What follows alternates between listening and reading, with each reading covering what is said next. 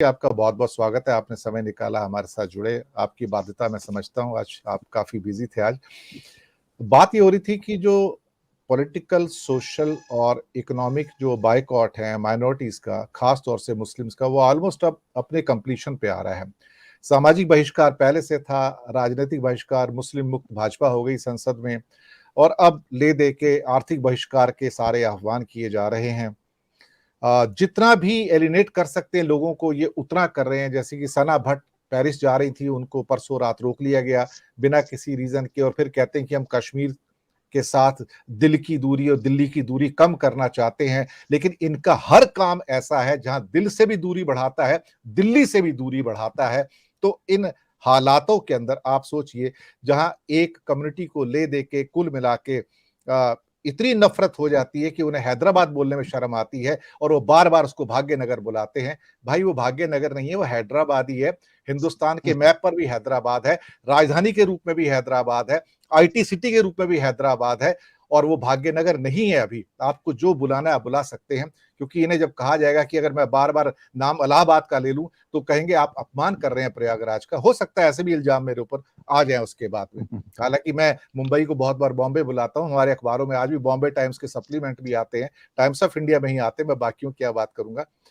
तो ये जो एक पूरा बहिष्कार करने का एक आह्वान जो चल रहा है रविकांत जी, इसका ट्रेंड बहुत खतरनाक है।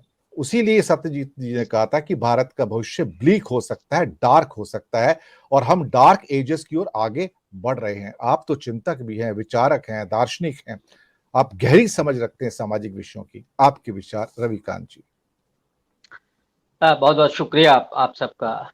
अब बोरा साहब, पहले तो जो आपने भाग्यनगर की चर्चा की और आज इत्तेफाक से स्वामी विवेकानंद की पुण्यतिथि है जी। और मुझे लगता है कि ये लोग अगर कहीं शिकागो जाएं और स्वामी विवेकानंद का वो उनको अ, धर्म संसद में दिया हुआ भाषण याद आ जाए तो जाहिर तौर पर वो शिकागो को विवेकानंद नगर भी कह सकते हैं। तो वो तो आप छोड़ दीजिए, जहाँ नैतिकता और ये सब कुछ ना हो तो उसको हम उसमें मुझे लगता है कोई टिप्पणी करने का कोई मतलब नहीं है।